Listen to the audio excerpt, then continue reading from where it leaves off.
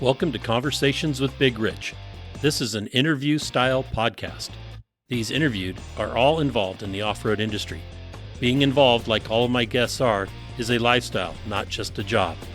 I talk to past, present, and future legends, as well as business owners, employees, media, and land use warriors. Men and women who have found their way into this exciting and addictive lifestyle we call off-road. We discuss their personal history, struggles, successes, and reboots. We dive into what drives them to stay active in off-road. We all hope to shed some light on how to find a path into this world that we live and love and call off-road. Whether you're crawling the Red Rocks of Moab or hauling your toys to the trail, Maxxis has the tires you can trust for performance and durability. 4 wheels or 2. Maxxis tires are the choice of champions because they know that whether for work or play, for fun or competition, Maxxis tires deliver. Choose Maxxis. Tread victoriously. Have you seen 4Low magazine yet? 4Low magazine is a high-quality, well-written, four-wheel drive focused magazine for the enthusiast market. If you still love the idea of a printed magazine, something to save and read at any time, 4Low is the magazine for you. 4Low cannot be found in stores, but you can have it delivered to your home or place of business. Visit 4lowmagazine.com to order your subscription today. On today's episode of Conversations with Big Rich, I'll be talking with a guy that won a world championship in speed skiing. Yeah, that's downhill speed skiing, like on big mountains and snow, and has now found a love of rock crawling and hopes to win a championship in Unlimited. Yep, that's Cow Hembel. Cow Hembel, it is so good to talk to you. Saw you just a couple weeks ago at Cedar City, and we discussed doing this podcast, and it's really good to have you on. Thanks for having me, Rich. So let's jump right in, and I know you've got an extensive background in competing, not necessarily all in rock crawling. So let's get started with where were you born and raised? Well, I'm not sure where I was born is worth mentioning, but Worcester, Massachusetts, and I stayed for 5 days. So 5 days in West Mass, huh? 5 whole days in Worcester, Mass. So, yeah, and spent a little bit of time in Florida up until about 2nd grade. Had some family, mom's family down there, and spent a bunch of time with Grandma and Grandpa. Lived in their house for quite a while, and had a very close family. It was great. Excellent. And what precipitated the move? Was it work related for parents or something? Worcester, Mass. Just my mom was a single mom and spending time with her godparents. And when her parents found out that she was pregnant and not on drugs, they invited her back home and said, "Please come, and we welcome you. And we're glad you're not doing worse things in the world." So she was welcomed home with open arms, and for a Catholic family, an unwed mother was a big deal, particularly late 60s. Yeah, I understand. I grew up in a Catholic family. Well, my mom walked away from the Catholic Church in the 60s. I think it was about the time she decided to burn her bra. Well, my mom was slated to be a nun, so that didn't work out when I came along. Yeah, I guess not. So, yeah, the family welcomed us back with open arms, and yeah, mom kind of let them help out with raising me for a little while since she was a single mom, and so I grew up in Grandma and Grandpa's home for quite a while, and they were a great family to have around. I had several older aunts and uncles, and lived with some of them for a while, so they're more like my brothers and sisters. And it was and still is a very close family. That's really good to hear. Family is important. It is. And when I was about 5 years old, my mom met who is now my father, and he adopted me when I was 7 when they got married. and he's been a great role model, and I really appreciate him being in my life and showing us all the world and lots of different things and giving us lots of opportunities, and moved us to Aspen, Colorado. When I was very young and like third grade, I think I started living in Aspen, Colorado, and fell in love with skiing for sure. So that was one of the first things I competed in, and it became a career after a while, but not until I was an adult. So we'll get to that eventually. Right. And so what was school like? So your third grade thereabouts, you're moving from Florida to Aspen, a little bit of culture change there. Little bit of culture shock. Yeah, I was young enough to not really, have it affect me too much. Right. Made friends pretty quickly, and I was younger than almost everybody in my class all the way through school. I started first grade when I was 5 years old. My birthday's in March, so most of the kids in my class were at least a year older than me. So I don't know. I guess I was smart when I was 5 years old, and I never looked back. Right. Cool. So you're telling me you're smart? Oh no, I was when I was 5. I don't know what happened after that. So then, what was school like for you growing up? Was it easy? Was it, or were you one of those guys that looked out the window and just wanted to be outside instead? I definitely wanted to be doing other things. When I applied myself, I did very, very well in school. I think, when those challenges arise and you say, I'm going to meet that challenge, you can do great things. And it was hard for me to really focus. I put things off typically. And, but once I really set my mind to it, I did really well in school. And fortunately, Aspen had a very good school system. It attracted some of the best teachers in the world, more the culture there and the lifestyle. Extremely expensive place to live, but you could, if you could figure out how to make a living there, it was a great place to be. Right. And what made the move? What made the family move there? Did Dad have a job going into that, or?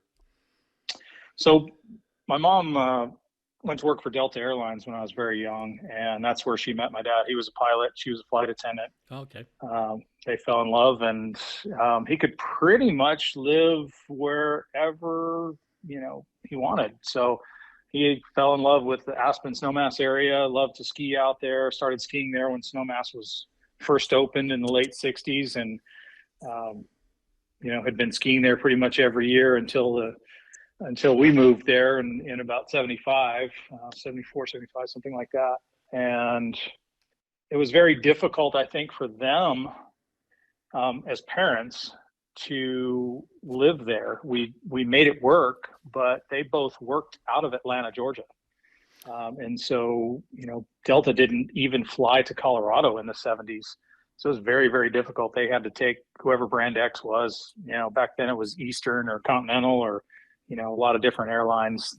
They would have to fly somewhere from Denver to where Delta flew, and then get on a plane there and get to Atlanta to go to work. Wow. And so I learned how to fend for myself very young. I had a job after school when I was, single digits, making a couple bucks an hour under the table. It wasn't actually legal to work, but I didn't mind working for what I wanted. So I was able to pay for my own skiing on the weekends. It was a few dollars to get a ski pass as a student. It wasn't much, but it was something that, I wanted to do. And, even though mom and dad would leave money with a couple older step siblings, I never saw that money. So, right. Yeah. This is so that, John can, do what he needs to do and get fed. And you got the hot dogs.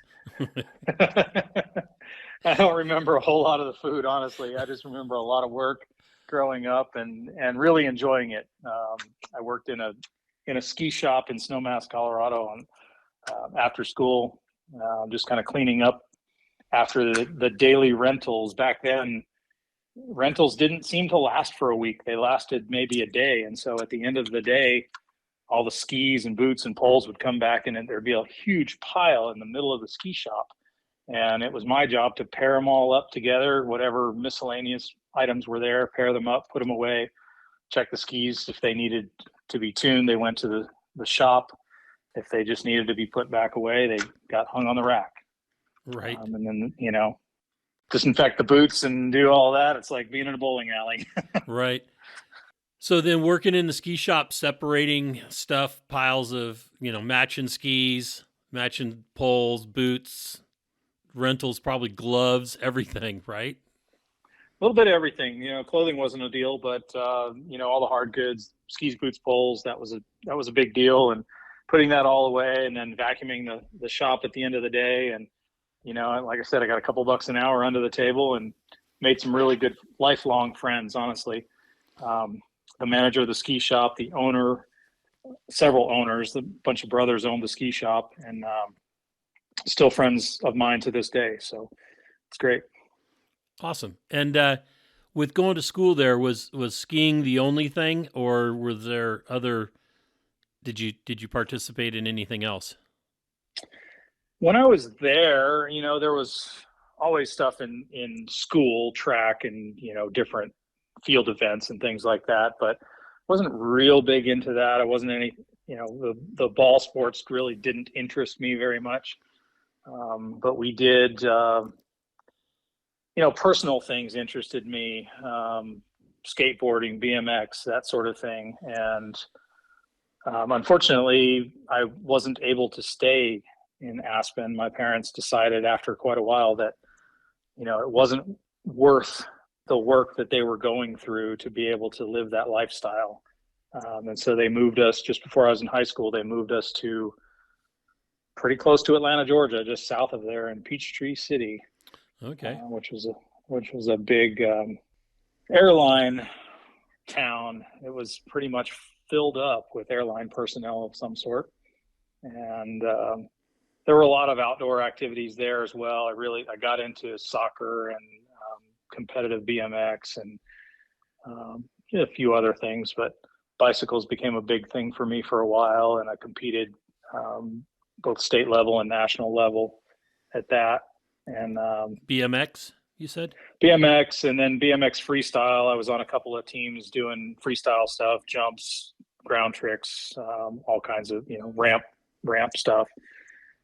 So anything that had to do with a bike, and sometimes on the weekends I'd get my road bike and I'd go for 120-mile ride on my road bike. So whatever it took to get out there and stay fit, be happy, I was doing it.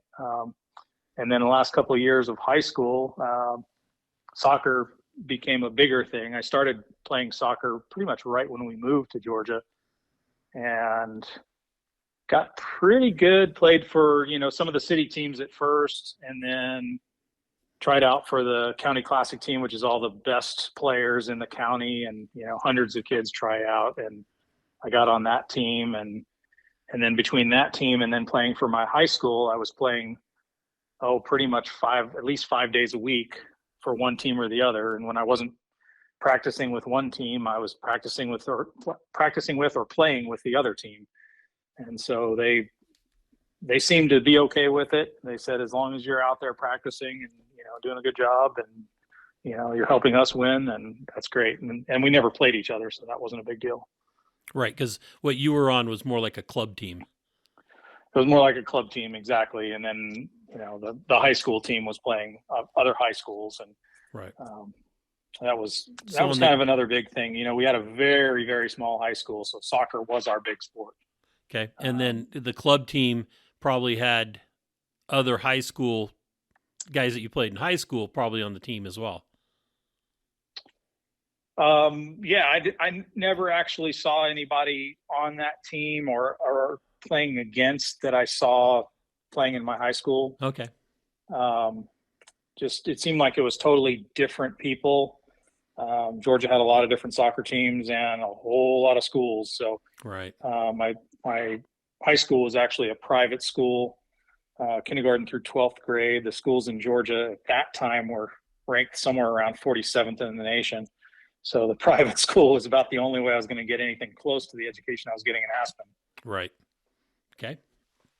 And or when did you start driving, and what did you start driving? Well, that was one of the things in high school that was tough for me because I was much younger than everybody else in my class, at least. Everybody started driving well before me. Unfortunately, I was always dating some girl who was older than me, so I always had a ride. But Perfect. Ain't nothing wrong with that. there's nothing wrong with that at all. Yeah, started driving, obviously at 16 was, my dad wasn't too keen on me driving prior to that. He was always pretty strict about those rules and what was set as far as society. And so I didn't really get a chance to drive much before the age of 15 and then, drive solo at 16. But first thing I actually drove, I want to say was a Mazda B2200, which was like a Ford Courier truck, exactly the same body style as the Ford Courier. Mine was a long bed and it was diesel. The 2000 was Mazda B2000 was a gas truck. The B2200 was a diesel. And great little truck, got phenomenal mileage, but man, was it small. Right. and drove that until I started college and actually about after the first year of college, and I bought a 1985 Toyota SR5 pickup. So extra cab, just something. It was actually only a year old when I bought it, so it was pretty new to me. It had about 30,000 miles on it, and it was a great truck. Solid front axle. I'm glad I didn't get the 86 because the 86 had independent front suspension. Right. But I was able to lift it pretty easily, and put a little bit bigger tires on it and go out wheeling. And you started wheeling. Where did you go to college? I went to college at Florida State University, so not too far from where I was in Atlanta. It was about 3.5 to 4 hours from Atlanta. I had some family who went to Florida State, an aunt and an uncle who actually met there. And I checked out the school and really liked it. I looked at a couple other schools. I actually got a soccer scholarship to a school in Mississippi, but I didn't really like the school, so I didn't take it. I looked at Florida State. I looked at Auburn. Looked at a couple other schools. Thought about going back to Colorado for college. Logistics were a little too difficult for me. I wanted to stick around and be closer to family and be closer to friends that I had made over that basically 5 years of being in Georgia. So it was kind of nice to be close to there. And Florida State was a great school. Right. Seminoles, and beyond that, it was like 5.5 girls to every guy when I started there. So really, there was that. Well, it's like the opposite of Alaska. Yeah, Florida State used to be an all-girls school once upon a time. Oh, really? It's been a long time since it's been that way, but still, more girls than guys at that school. So it was a good experience. It's like I don't know what the ratio was, but UC Santa Barbara, which was always one of the top party schools when I was in college, and I went to school in Santa Barbara, but not at UCSB. And there was the girls there had to outnumber the men as well. It just seemed like no matter where you went, there was tons of girls and very few guys. So that's not a bad place to be. Not bad for a heterosexual, right? Right. That's good. Exactly. It's pretty easy to choose there. Yes. So then, what was your course of study? So at first, I really had no clue. I was still young. I started school right after I had turned 17. I started college, and So I was super young, didn't know a thing. Of course, you think you know everything, but you don't. Right. And so, I just said, okay, well, study business. I didn't really know what I wanted to study. But my second year at college, took off for summer, lived with a girlfriend in Naples, Florida, and started my business there. I started a window tinting and detailing business, automotive, and basically put myself through the last couple of years of school. And so as I was studying business and I owned a business, I realized that what they were teaching was pretty useless. It was a lot of theory that wasn't practical whatsoever. And I'm pretty pragmatic. I want that practicality. So I'm like, this doesn't make any sense. And at the time, the girl I was seeing was studying interior design and architecture. And for her first and second semester, I was doing the majority of her work for her, and she was getting A's off my work. So I swapped majors to that and basically put myself through the last couple of years of school doing that. And I excelled at it because it was something I really liked. So I never actually really used it because at that point, and when I graduated, I had already had my business for about 2.5 years at that point.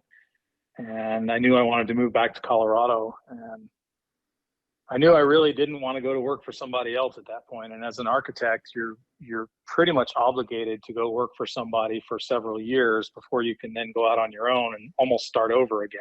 Right. And I didn't like the idea of that. Right. So I didn't really want to intern with somebody and do all that and go through that hassle. And I liked it, but I didn't love it. So it wasn't something I was really going to pursue. And I just decided, you know what, I'm going to find a way to start my business over in Colorado. And I had moved back to the Aspen area, right? As pretty much as soon as I graduated. I graduated mid-December, and by Christmas I was back in Aspen. So, and didn't look back. I was there for another 30 years. 30 years.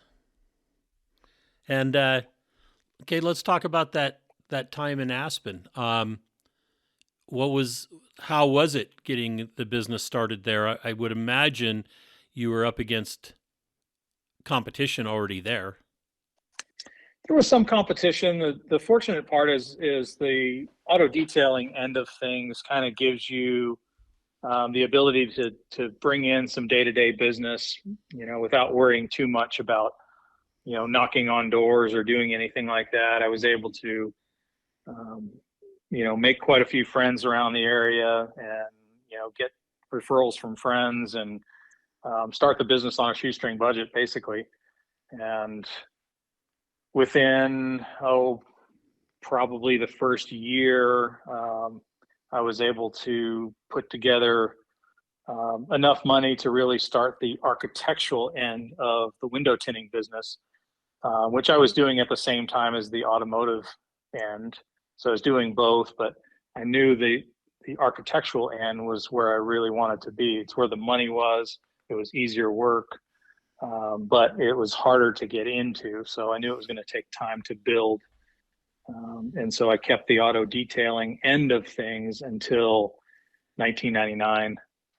And so I think it was December of 90 when I moved back to Aspen, and 99 when I actually stopped the automotive end of things entirely and just went strictly architectural. Interesting. And the architectural, because windows in buildings are typically not curved. They're plate glass, so it's flatter. And that's all being done on the inside, correct, of the windows, not on the outside? 99% of the time it's on the inside. There's still a lot of challenges with it. You have to understand the glass itself. You can damage a lot of glass by several means. You can scratch glass fairly easily if it's a tempered glass, and if it has some imperfections on the surface, you actually drag those imperfections across the glass and scratch it.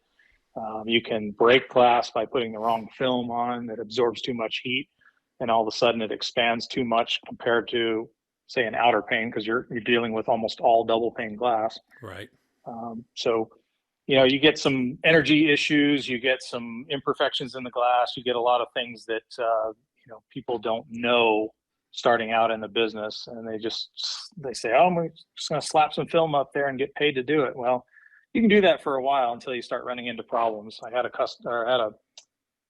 competitor who did all the windows in an $18 million house and broke 90% of them. Holy shit! Not while he did it, but when it heated up. Oh no! After it was already done, after it was already tinted, everything was done. 90% of the windows in the house broke because he put the wrong film on the windows. And that cost him, or at least his insurance, if he had insurance. Oh, he wasn't a competitor after that. Right. I was say, yeah. File bankruptcy, leave the country. Yeah, pretty much. So the knowledge base in the business is very, very important. And, I'm fortunate to have surrounded myself with some really good people in the industry and learned a lot along the way. And I was able to, get together with some of the bigger companies and talk to them about, how to develop different films and, getting on, we had a dealer council for one manufacturer who, would get like 7 dealers from around the world who represented the rest of the dealers around the world for that particular manufacturer. And I was on that dealer council for several years and trying to implement different policies and update policies and help them develop some of their marketing materials and help them work on developing different films and just get some good hands-on input, basically, is what they were looking for. Nice. So I'd imagine there's like conventions to go to for that kind of business, or at least tied into with other things like paint or something. There are, I think I've never been to one of the glazier conventions, but I would imagine that there is some sort of tinting aspect there. Typically, one of the big ones for us is SEMA. Granted, that's mostly automotive, but it's all the same manufacturers of product. They're using their films for architectural. Now, they are different films. Architectural and automotive films are different. But they make the companies. But they make it all. You're right. They're the companies that make it. So you pretty much go to SEMA to meet up with those companies, and depending on what manufacturer you're with, they'll have national conventions at least once a year as well, kind of on their own for that particular brand. And so for a motorhead as well, that kind of kills 2 birds with 1 stone. It does. Yeah. SEMA's a good place to go, particularly now that I'm only a couple hours away from Vegas. Right. You don't have to fly in. So then, when did you get your feet wet in off-road? You said, you had the 85 Toyota pickup, and in Florida, did that truck go with you to Aspen? It did not. I actually sold that about a year before I graduated college. I needed something fairly efficient. I got a little Honda Civic CRX, a little hatchback that I could basically put myself and my dog in and like travel around pretty easily, but it was sure hard to haul anything with it. Right. But it was, it made the move with me out to Colorado. I started getting my feet wet in off-road not long after I got that 85 pickup. I didn't lift it right away, but I kept going back and forth to Georgia, and had a lot of friends who were into just going back on some back roads and different places. And it's the South, so really all you're really wheeling is mud, right? Which is terrible. I hate mud. I agree. I'm right there with you. Just such a pain. Gets in everything and nearly impossible to get it all out. So, not my favorite thing to wheel, but it sure does make you learn how to find traction. So, right. So then when you get to Colorado, you've got your Honda, and obviously you're not off-roading the Honda. It wasn't long. It wasn't long before I got rid of the Honda and bought a Jeep. Okay. So bought a little YJ that I was able to at least run up and down the hills, and rented a cabin up on a mountain, and the Honda wasn't getting me there, so I had to have something. And we bought a Jeep Wrangler. Not long after that, I bought a '67 Toyota FJ40, so we could have a couple of vehicles to run around in. And so I wheeled both of those for quite a while. The Jeep, just local wheeling, stuff like that, and the FJ40 I started taking to Moab and different places where it was a little more interesting to wheel. Right. And was that when you started to go to Moab, how did you end up in Aspen, and then with the Jeep, just using it for a better commute vehicle, that you ended up going to Moab? Was it somebody said, "Hey, let's all go to Moab"? Yeah, I had a business next to a guy who had a CJ5 that was somewhat fixed up, and he wheeled a lot, and he started talking to me about the local four-wheel drive club. I said, "Oh, I'd be interested in that." There So you go. Okay. went to a couple meetings in the four-wheel drive club and got to know a few people, and started going down with those guys to Moab. And one thing led to another, and I ended up president of the four-wheel drive club for a while. So I know how that goes. That happened to me in Cedar City. yeah, it happens. But I was part of that four-wheel drive club for a long, long time, and still very close to a lot of those people. And in fact, just had some of them come down this way a couple weeks ago to play around. So it's been really good to develop those relationships in the off-road. They're not as active as some of the other clubs, but they do a lot of trail maintenance up in the high country. They do a lot of they work on a lot of land issues, keeping things from being closed, and they're active in that way, but not as active in the day-to-day wheeling world, which is fine. We need both. Yeah, we do. That's why I'm now part of the Rubicon Trail Foundation as a board of director. I'm trying to give back to that side of our industry instead of just the competitive side that I've been involved with for 25 years. So I understand. Yep. And we've, in that particular area, the Aspen area, there's a lot of surrounding wilderness, and the organizations there are adamant about closing more. So the fight is real, and we were front lines on some of that in that area. A lot of the Western Colorado stuff that they were trying to shut down, we were some of the ones that kept them from getting it shut down. They termed one of their closures that they were attempting hidden gems, and so we made up little red circles with a slash through it, no hidden gems. And we distributed about 20,000 of those stickers, and everywhere you went, you saw those stickers. And guess what? They didn't get it pushed through. So we actually learned that we needed to work with them instead of a hard line against them to be able to be effective. Right. And most off-roaders, they want this hard line where you just say, "No, I don't want the closure. No, I don't want the closure." And you can't have that attitude. Look, I don't want the closure. You're right. But you can't be public about that. You have to basically, find a way to be diplomatic about it and say, look, I'm willing to look at this proposal. I'm willing to work with you on the different lands that you think you want to close. And in the back of your mind, you're going, we don't want any of it closed. We want more access. And so you've got to find that balance. And we were very effective with that balance in our fight up there, which was great. Yeah, I've always been I've not been one of those guys that you might call it pussyfoots around. the whole compromise to save, I have a real issue with. And, so did we.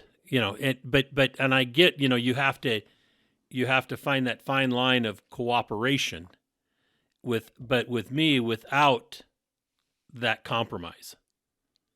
Well, it's basically a game. You have to play their game, whether you want to or not.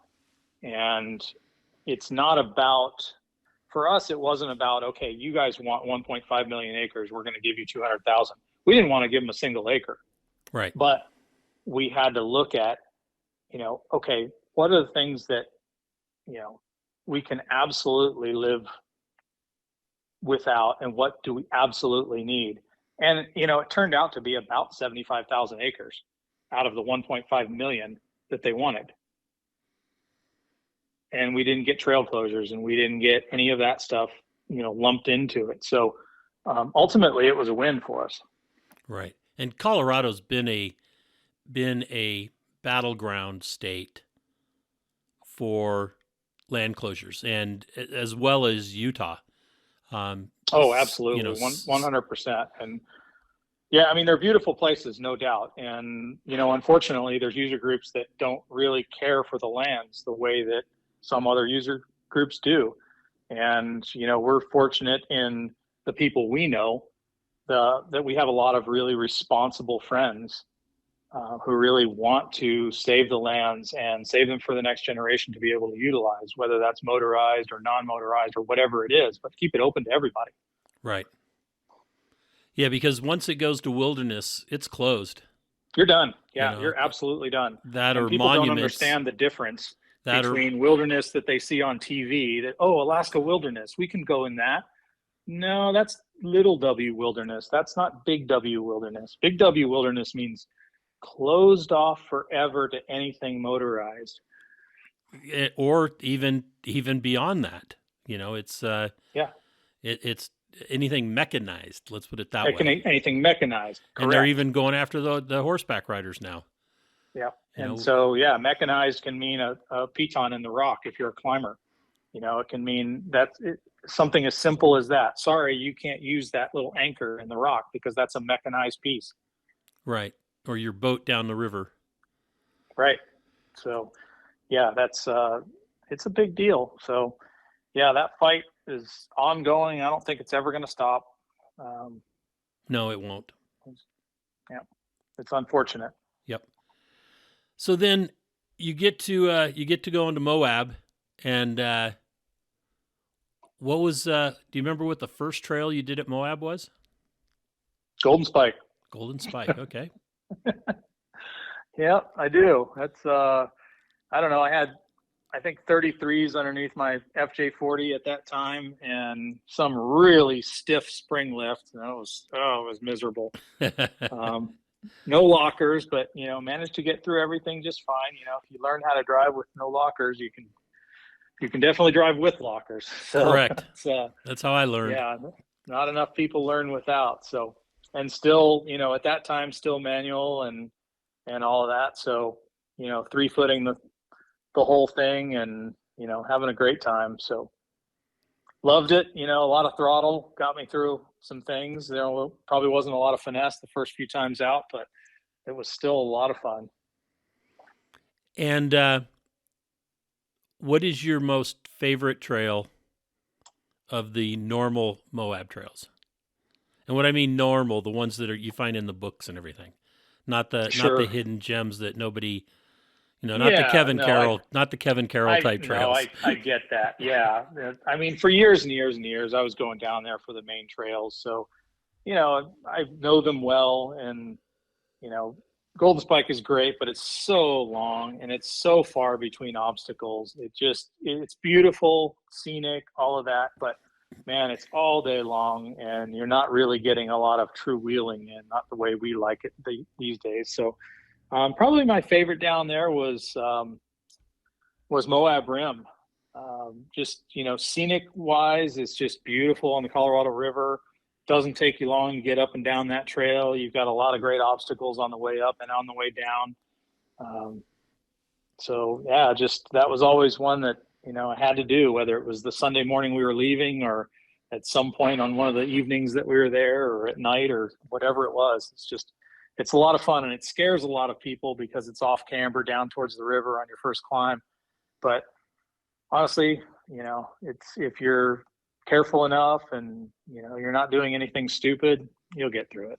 Right. I think it's one of my favorite trails down there. That's for sure.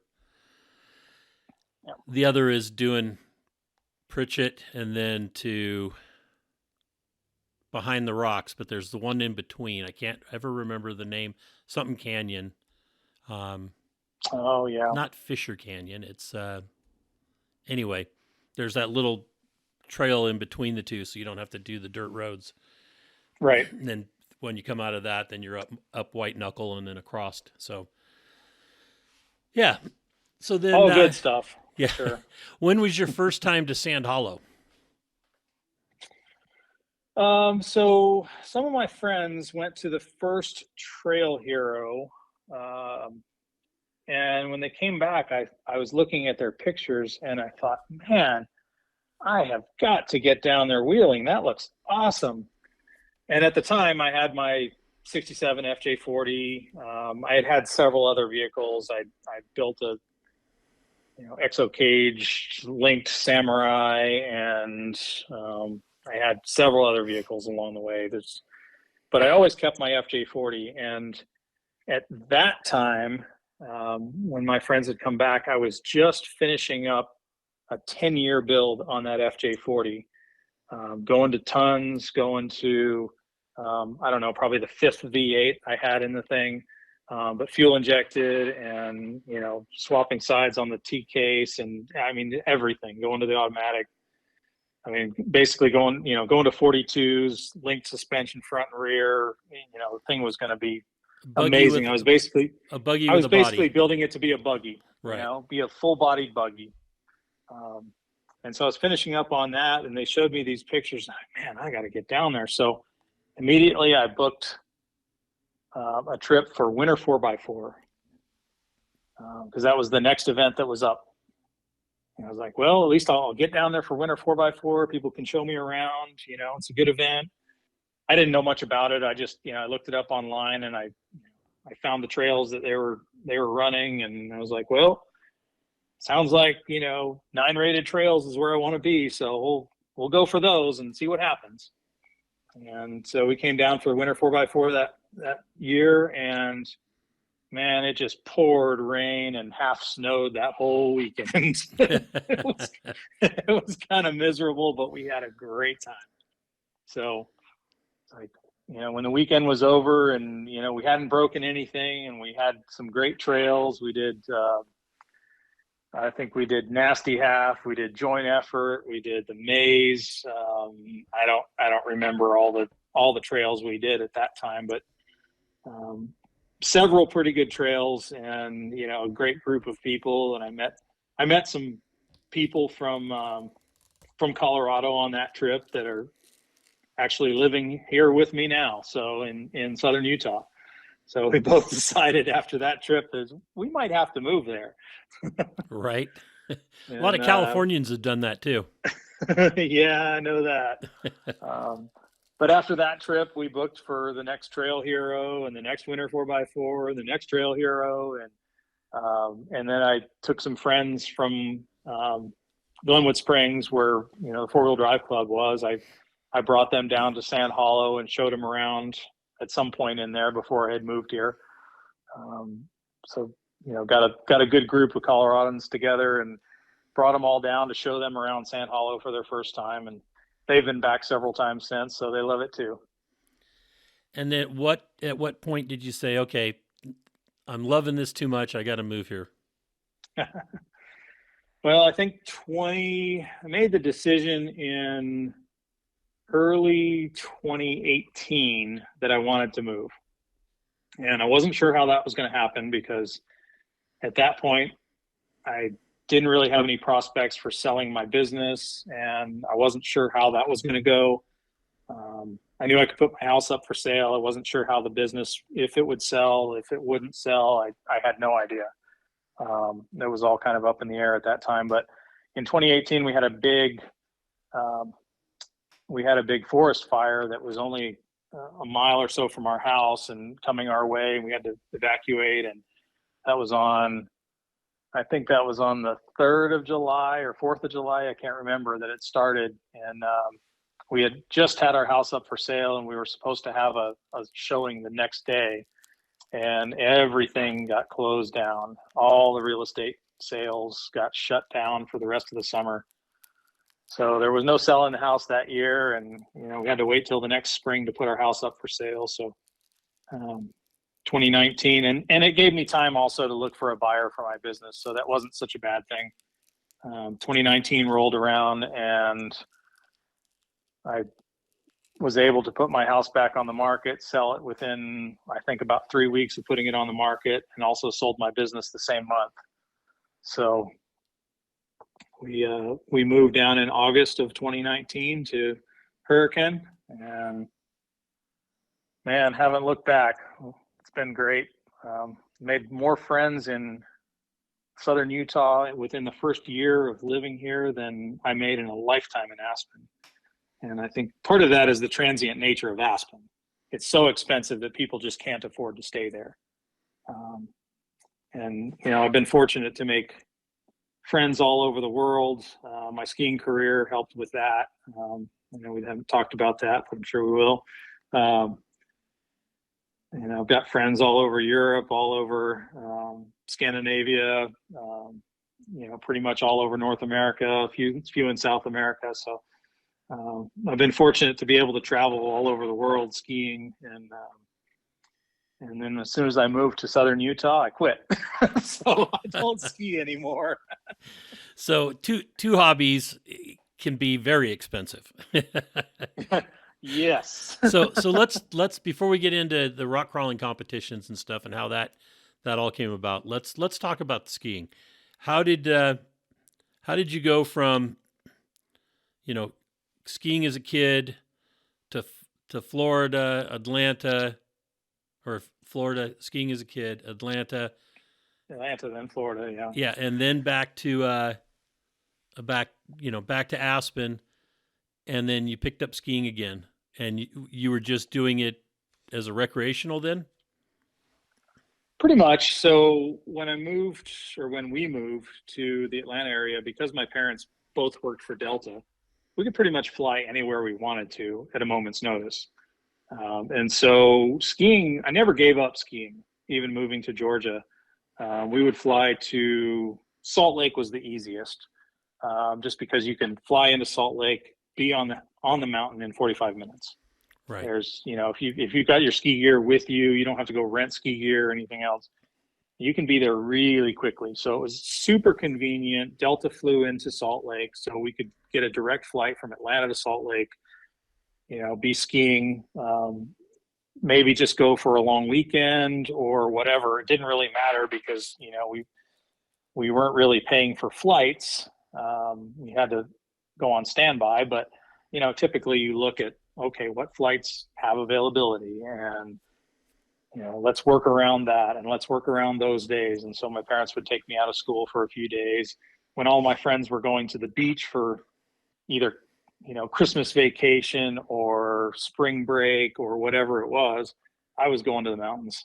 Right. And so I was like, oh, I'm going skiing, sorry. And I'd come back with the skier tan, goggles, burnt face and the whole thing, and they'd be tan all over and I'd be white. So but I didn't care. It was a lot of fun. And growing up skiing, I kind of always knew that I wanted to be a pro skier. I didn't know that I wanted to be a pro competitor, but I always wanted to do something in skiing. I loved it so much, and then getting torn away from it just before high school, it gutted me, honestly. I mean, I found other outs. I found other avenues to compete and do all that, but it was just something that was always this burning desire in me to be able to ski. And so every year that we would go, say, Salt Lake, or we'd go to Aspen every once in a while and go back and see people and do whatever there. But I would work on a particular skill every time I would go skiing. So I would get there and I would work on, a carving turn, or I would work on, moguls, or I would work on something the first day I was back, and then kind of perfect that while I was there. And then the next time I would go back, the very first day, I would revisit that skill and then work on a new skill. Nice. And so every time I went back, I was working on different skills to be able to be a well-rounded skier. And I didn't know that I ever wanted to do anything with it. I just knew I wanted to be a better skier. And so, that was fun to me. Okay, I perfected this skill. Now let's work on another skill and let's be better at what we're doing. And just, I always wanted to be the best at whatever it was I was doing. So that was the goal. And, it worked really well for me over the years. And every once in a while, being in Georgia and Florida, I would go to like East Coast skiing. We'd go to North Carolina. I'd have friends in high school or in college that would say, hey, let's go on a ski trip. And of course, I was always up for that until I learned what the skiing was like in North Carolina. Right. It was like, oh, that's terrible. Like me, when the first time I went to, when I was in college, there was a guy I skied with named Dave Quinney, and his parents owned a ski resort in Utah. And he goes, hey, we're going to go skiing down at Big Bear. And I'm like, Big Bear? Okay. I grew up at Squaw Valley, Heavenly. It was like, I didn't even go to the little places around there, Kirkwood was steep enough. So that was okay. And, in Tahoe area. So we went to Big Bear, and I'm like, okay, where's the hardest run? And they go, oh, we're going to go up on this run here. I don't remember the name. And we skied down, and I'm like, where's the hard run? I thought we were going to go to the hardest run. They go, well, you were just on it. And I was like, oh, okay. Okay. Yeah, it was kind of a bummer. I had one of those experiences in North Carolina. I think Sugar Mountain, North Carolina. They said this one particular run, I think it's called Tom Terrific. They're like, oh yeah, that's the steepest thing on the mountain, and oh yeah, you got to go ski that. Well, I jumped the entire run. Right. Like, I launched off the catwalk at the top, and I landed at the bottom, and I missed the whole run. Like, well, that wasn't very interesting. Right. I get it. Exactly. Yeah. So, yeah, my first day when I graduated college and I moved back to Aspen, my very first day back skiing, I ran into one of my lifelong friends, one of the best skiers I've ever known in my life, and just a super talented athlete. Ran into him on the hill, and he said, hey, they're getting ready to open up this particular run on Snowmass that's a super steep run, and it was all socked in that day. You couldn't see the run at all, but it was waist deep powder, and I hadn't been in any of that sort of thing in years. And so I was like, hey, I'm up for it. Let's go for it.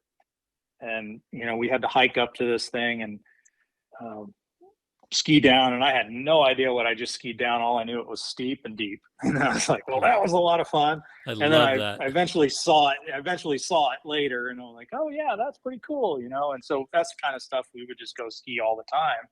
But having that person who could show me that stuff that was never available when I was a kid, that was not terrain that was ever open to anyone when I was a kid in that area.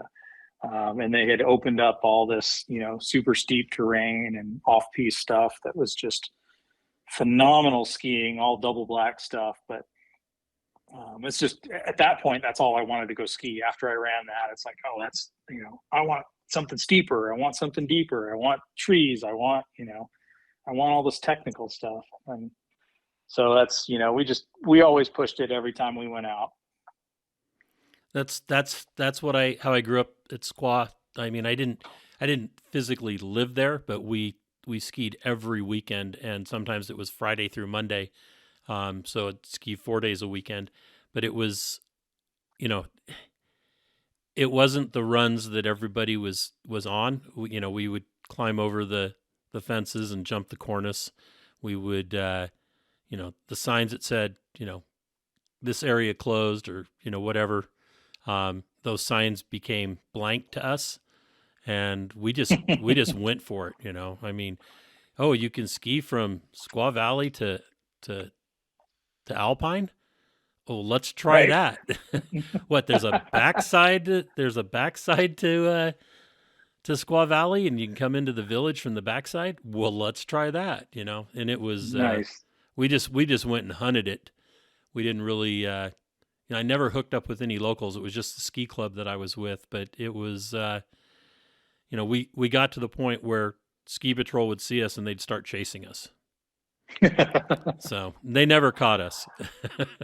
Yeah, I never got my pass pulled, but there were times when I thought I was going to, for Right. sure. We would duck ropes and get into some terrain that only the locals knew, and fortunately, I had my friend Franz who had lived there all his life, and he never moved away when I did, and so he knew every inch of that mountain, and so we would just duck a rope and go find some really cool stuff and have a great day and, duck the rope again and back onto the lift. Yep. I think that I was in 7th or 8th grade. We went up to Mount Rose Ski Mountain it's near Reno, between Reno and North Lake Tahoe. And there was a van there, and they were doing demo skis, and I looked over and told my parents, I said, I think that's Wayne Wong and Airborne Eddie Ferguson. And they were like, who is that? And I said, oh, jumped. Oh, you got to know who Wayne Wong is. Come Exactly, on. So, and it was like after that first year of the hot dog competitions. I mean, it wasn't called freestyle. I mean, it was hot dogging. And so I went over like all the other kids and, can we ski with you? Can we ski with you? And they were like, okay, this is what we're going to do. First run in the morning at this time, we're going to go up this chair. And if you get to the bottom with us, then you can ski with us. And I was like gung ho. So I was, I went up to the top of the mountain, waited for them to get there. And then there was probably 30 kids there, and they took off down the mountain, and I stuck with them and get down to the bottom. They looked around, and, I'm right there, 20 feet behind them or so. And there was nobody else you could see. And they were like, okay, come on, let's go. And they taught me how to do a helicopter that weekend. Nice. Yeah, 8th grade, and I'm doing a helicopter. I loved it. Very cool. It's probably why my knees are bad now, though. All those bumps. I think within about 4 years of moving back to Aspen Snowmass area, they had a speed skiing competition in Snowmass, and as a kid, I followed Steve McKinney and CJ Mueller and all the guys who were setting records, basically speed skiing. And it was just, I was in awe of these 8-foot long skis I couldn't even reach the top of. And, there was a pair in the corner at the ski shop. And so when they had this competition in Snowmass, I was like, oh man, I got to go out and do that. So I said, I'm going to sign up. And I was like, I don't have any gear for this. I'm like, I'm going to run just downhill gear, but I didn't even own any downhill gear at that time. So I actually borrowed some skis from a friend of mine, some downhill skis, some 220s. And my boots did not fit in his binding.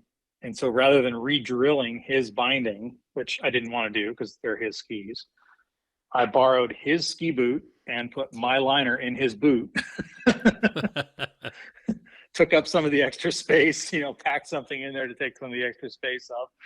And I borrowed a downhill suit, and I borrowed poles, like wrap around poles, and competed in the amateur division and went like 97 miles an hour. Wow. I was like, man, that was awesome. And I got second place, which was pretty good for that, my first time out. I was like, man, that was great. I got to come back and do 100, So then it got to be all about the big numbers to me. So every time there was a competition, it's like, well, I got to go out and do 100, and I got to, I got to try to do 110. Well, 110 on downhill gear, you're not getting there. It's just not aerodynamic enough. Right. And so it's like, well, the only way I'm going to have this happen is if I step up to, full on speed gear, step up to the pros. And so it was like, okay, game on, buy all the gear, get some practice in, learn how to do it. And, I had a friend in Aspen who at that time was a world champion speed skier. And he had a shop in Aspen, Jeff Hamilton, and he had the shop in Aspen, and he had all his speed gear in there, and his partner in the business was an ex-speed skier as well, and so I was able to get some pointers from him. And he's like, John, if you really want big speed, you got to come over to Europe with us. Oh, okay. Well, you didn't have to twist my arm for that. And so I think it was 98 or 99. We said, okay, we're going to make the trek. And I traveled with Jeff that year to Vars, France, and got up on the hill and started, running, just running practice, maybe 120 miles an hour or something like that. And on those hills, it's nothing. Honestly, it's not hard to do 120 miles an hour. And so we're hanging out in this little French village in Vars, and we've got probably 2 weeks before our first competition. We've got several days to go up and practice. And I'm hanging out with this kid who's a speed skier in the village, and he knew I was trying to learn a little bit more French. And I grew up in a French family. Honestly, my grandparents were French. So I had heard a lot of French, but I wasn't fluent.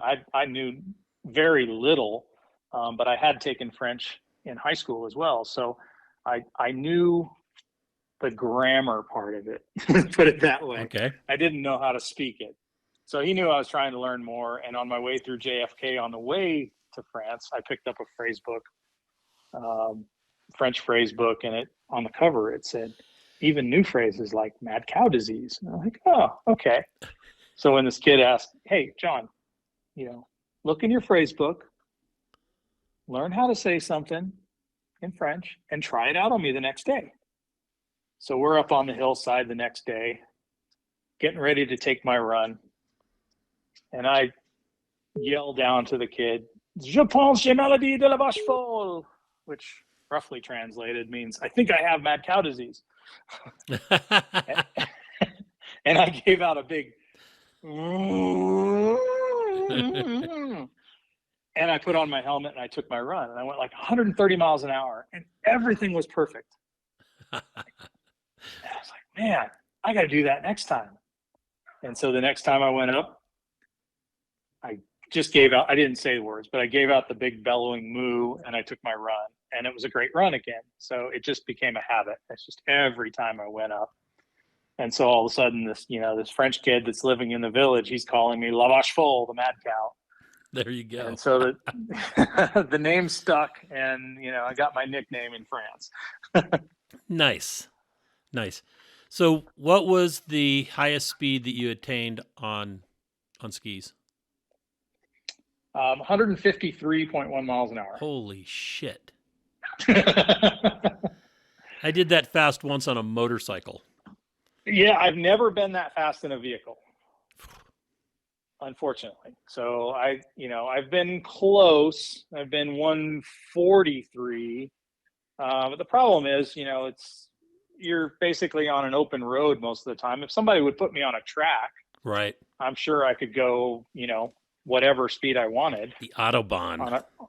Well, even the Autobahn is limited. I mean, 150 is pretty much maxing out the Autobahn in most places. I've been probably 135 on the Autobahn, and it's, you're passing a lot of people at that point. Right. And hoping they stay in their lane.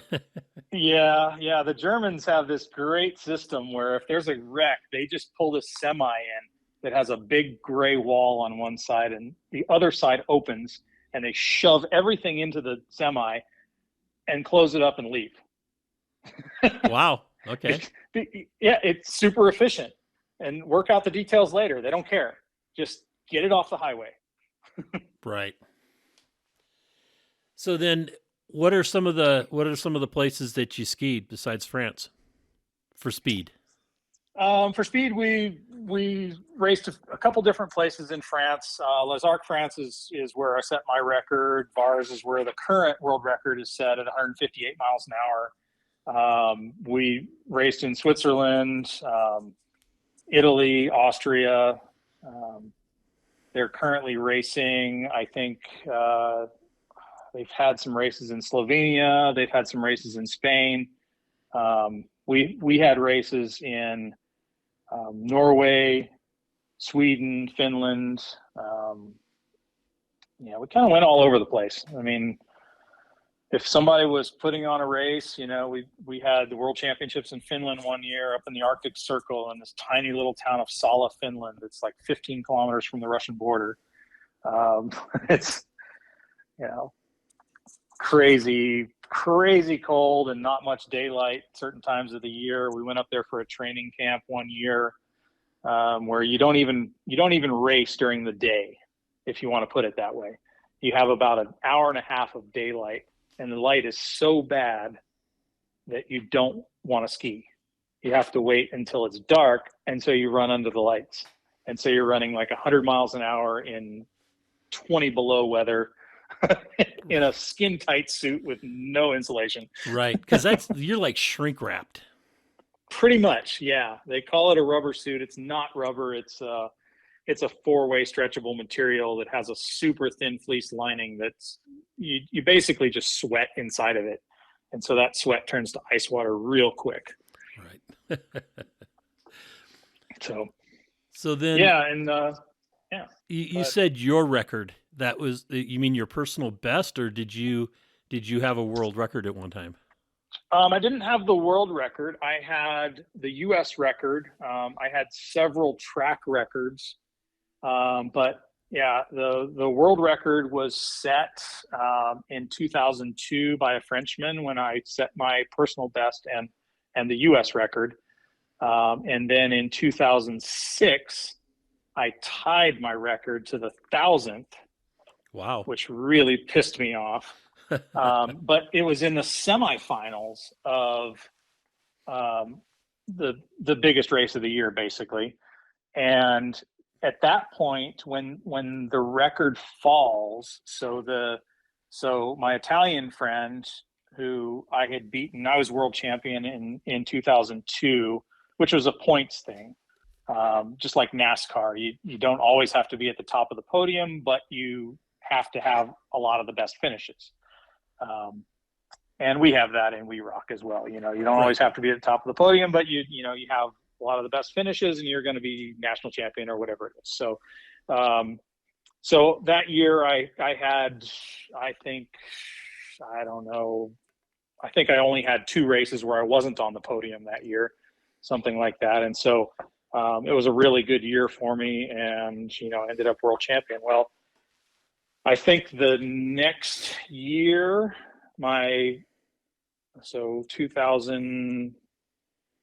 2002, I set my record. 2003, I was world champion.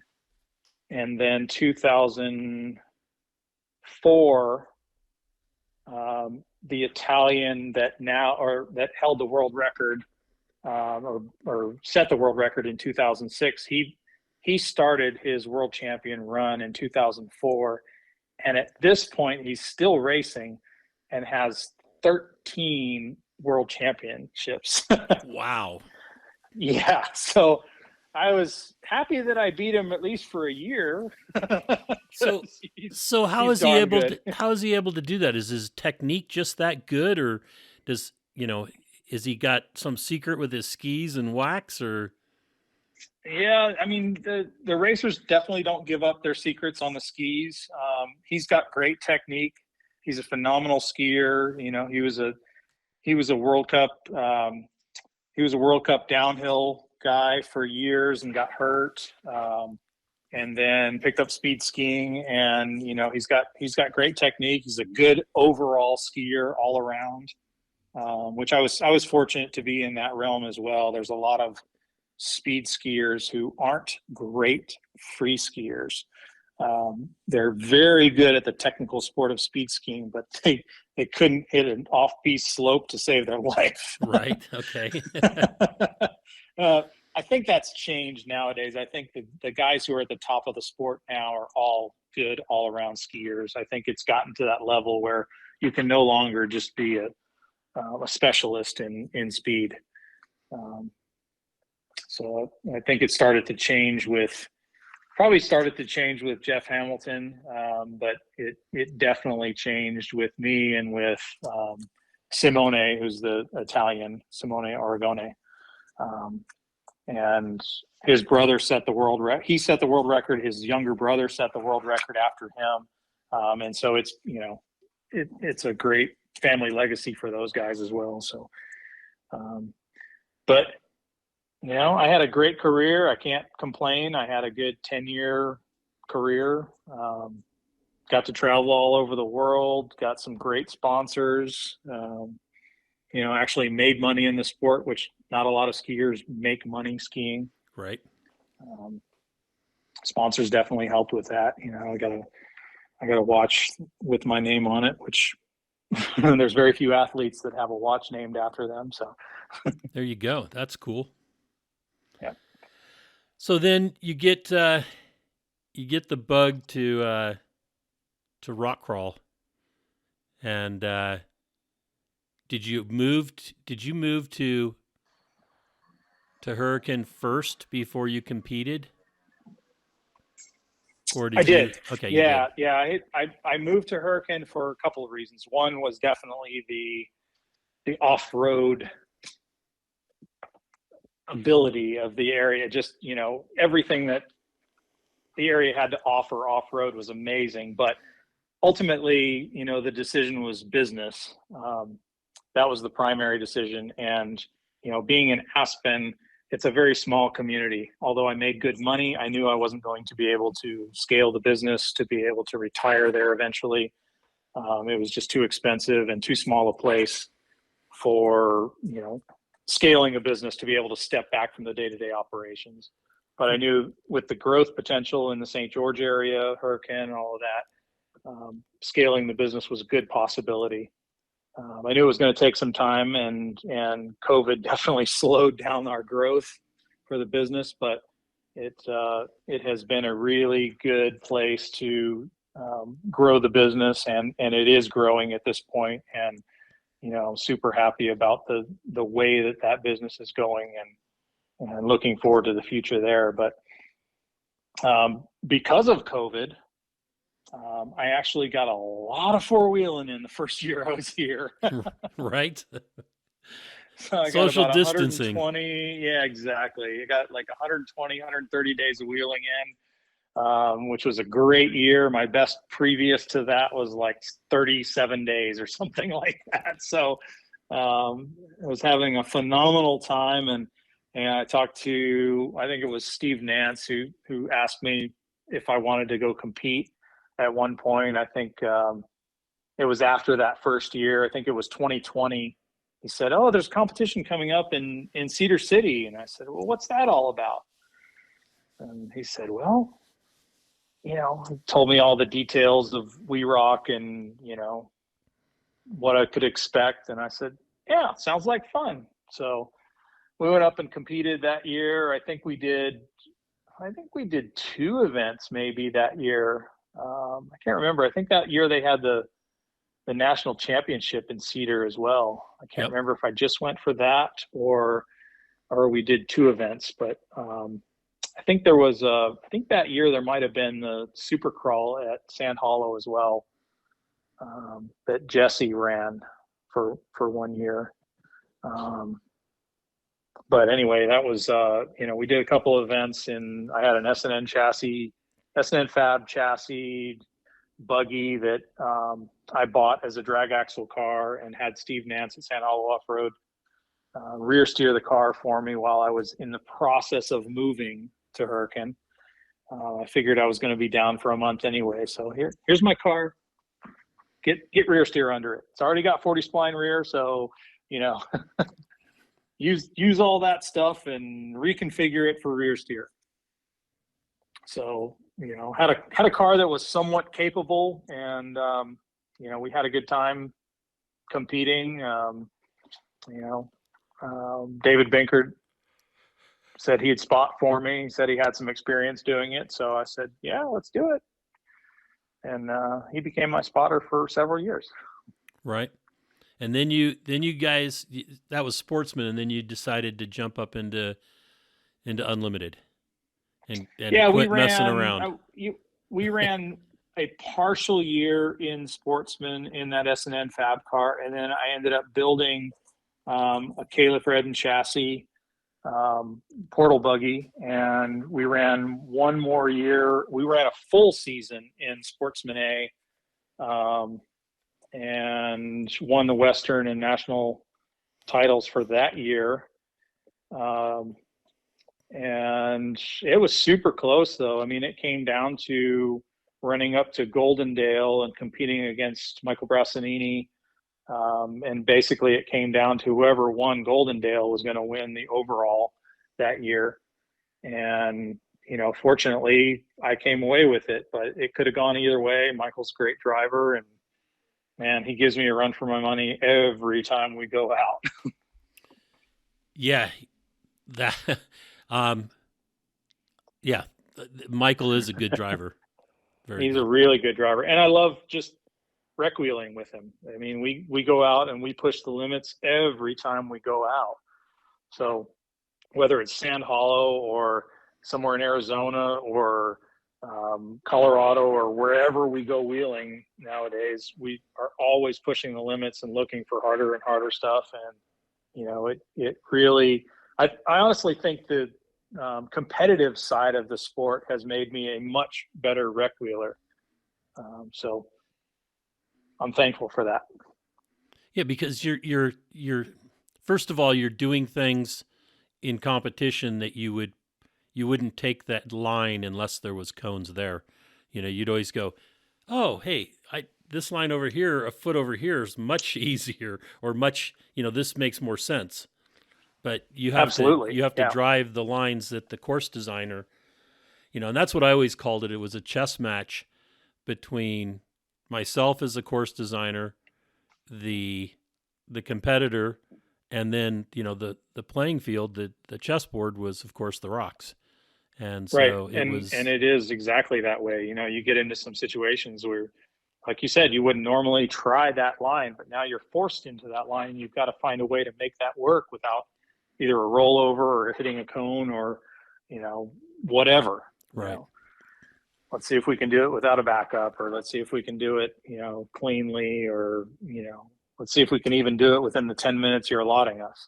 So you'd said in skiing that you were very methodical about trying or improving by working on technique or some kind of a skill that maybe you didn't have before. And did you find that you use that same concept when you rock crawled?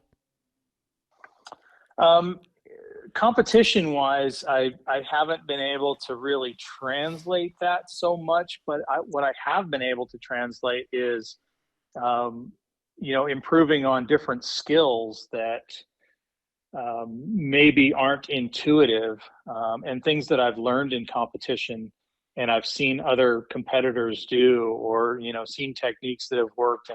And almost every time we go out, even now it's, 3.5, 4 years later, I'm learning something new. You're going against guys like Jesse Haynes who have competed for the last 20 years fairly consistently. And they've gotten through all those learning experiences, and they have all those tools in their back pocket. And I'm getting to the point where I have those tools. But I feel like I'm not quite there yet. I'm hoping that, with a little bit more experience and now a newer car. I had a 2019 car from that was originally built by Jeff McKinley. That was a fantastic single-seater Jesse Haynes Fab comp car. I was very, very comfortable in that car, but I thought it was time to upgrade. So I was ready to build a new car this year, and a car came available in California just 3 weeks ago that happened to be what I was looking for. All the same parts, all the right stuff. Unfortunately, it's not put together exactly the way I want it, and so it's not working quite well yet. So I will tweak it a bit and hopefully come back with a good working car and something that will be competitive the next few times out. But as of right now, it's still a work in progress. So what does the future hold for John? Well, hopefully beat Dave Wong one of these days. Just about Dave's the time Jesse has his new car done. Yeah, probably. Dave's been a great competitor and somebody I look up to in the sport for sure. And Dave and I worked together during the week. He used to own a window tinting business. I know you've had him on a podcast as well. He did exactly the same thing I did. We have very similar backgrounds. It's crazy how many similar experiences we have. And then we work together during the week. He helps me with my business, and then we go compete against each other during the weekends and go out wheeling. The weekends we're not competing. So it's been a great friendship, and I'm really happy for him when he wins. It's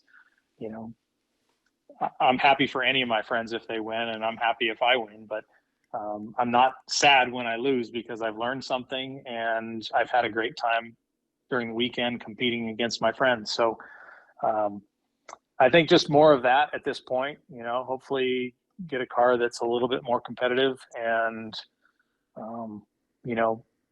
push for the next however long, I still love this sport. So I'm hoping that, I can be competitive for another few years and enjoy my time just out on the rocks. Right. And when that competitive streak ends for you, when you decide, you know what, I don't need to compete anymore, and and you go back to the trail wheeling, it's still going to be there. That desire to trail wheel and push the envelope, and that's something you won't lose. I can tell you that. Oh yeah. We have such a great time going out on the weekends or sometimes weekdays, with Brian, Woody Swearingen, Dave Wong, Michael Brassanini. There's a whole host of really great drivers in Southern Utah. Tyler Harper. I mean, it's, man, you rattle off some of the best names in the off-road world, in the rock crawling world, and they're right here in my backyard. So we have a ton of fun, and I couldn't be happier with where I'm at and what I'm doing right now. Awesome. And what would you say for somebody that's, say, running in Sportsman now, or maybe is looking to get into rock crawling competitions? What would your advice be to them? Honestly, I think, go out and do it. It is something that's a ton of fun. You've got a lot of people that are involved in the sport who will help you in whatever you need to do. You'll get great advice from people. You'll get, great support, and it's just a ton of fun. And whether you get out in just one of the, recreational classes, if you want to call it that, the Sportsman A, B, or C, or if you want to step up to one of the pro levels, pro trail, unlimited, whatever it might be. There's pretty much a level for anybody that's out there. And, if you're just a typical rec wheeler, man, come out and have fun, and you won't be sorry. I guarantee you, when I first looked at it, I said, oh yeah, that might be fun, but I don't know how much I'll really be into it. Man, did I get the bug. Exactly.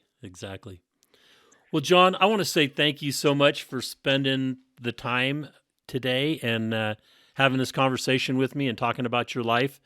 It's I hope some people out there, some of your friends that you wheel with now, just learn some things about you. Of course, I learned a lot about you, and that's awesome. Well, Rich, I definitely appreciate it. Thank you very much for having me. All right, you take care, and like I said, this thing will air, and if you'll share it, I'd appreciate it. Will do. Okay, take care. Thanks, buddy. All right. Bye-bye. Well, that's another episode of Conversations with Big Rich. I'd like to thank you all for listening. If you could do us a favor and leave us a review on any podcast service that you happen to be listening on, or send us an email or a text message or a Facebook message, and let me know any ideas that you have, or if there's anybody that you have that you think would be a great guest, please forward the contact information to me so that we can try to get them on.